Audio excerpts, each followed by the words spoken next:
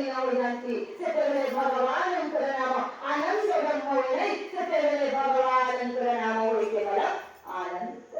ଆଉ ସେହି ଆନନ୍ଦକୁ ଯେ ହୃଦୟରେ ଧାରଣା କରନ୍ତି ପ୍ରତିଟି ମୁହୂର୍ତ୍ତରେ ଆଉ ଜୀବକୁ ଆନନ୍ଦ ପ୍ରଦାନ କରନ୍ତି, ସିଏ ହିଁ ପାରନ୍ତି ବ୍ରହ୍ମ।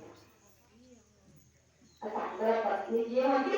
ଯଶୋଦରତି ଯଶୋଦା, ଯେ ନିଜ ପ୍ରଦେଶକୁ ମୁଣ୍ଡରେ ବହନ କରି ଜୀବକୁ ଯଶ ପ୍ରଦାନ କରନ୍ତି ଆଉ ଜୀବକୁ ଯଶ ପ୍ରଦାନ କରି ଯେ ଆନନ୍ଦ ପ୍ରଦାନ କରନ୍ତି, ସେ ହିଁ ପାରନ୍ତି ଯଶୋଦା। अन्य को आनंद देने वाला आनंद और अन्य को यश प्रदान करना वाली यशोदांतर पाठक वासंती आमर छोट कृष्ण कन्हई तांकर प्रिय भाई बलरामंकर सहित लीला करियो। आज जेतेबेले लीला करिबा पाई आसंती, से समय परीक्षित महाराज सुखमुनि महाराज को प्रश्न पचारନ୍ତି। परीक्षित महाराज जेतेबेले सुखमुनि महाराज को प्रश्न पचारती, महाराज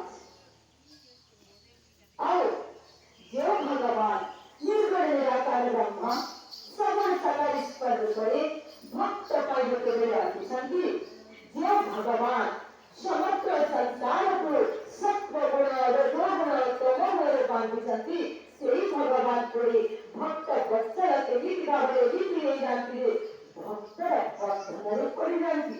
आपण मते सेही प्रश्नर उत्तर देइछन्ति। जेतेबेले सेही प्रश्न परीक्षित महाराजଙ୍କର एमिति प्रश्न शुणी सुखमुनि महाराज कृत्य जानती।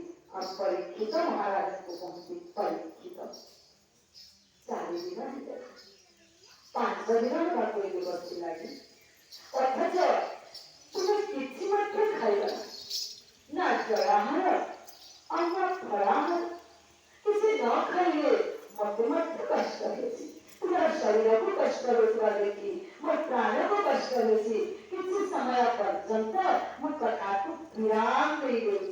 तुम्हें किसी जलाहार करियो, किसी फलाहार करियो, तापर तुम्हें किसी ग्रहण कर सारा पर मो कथा को प्रारंभ करी। जेतेबेले किसी खाइबा पाई पीबा पाई कहिले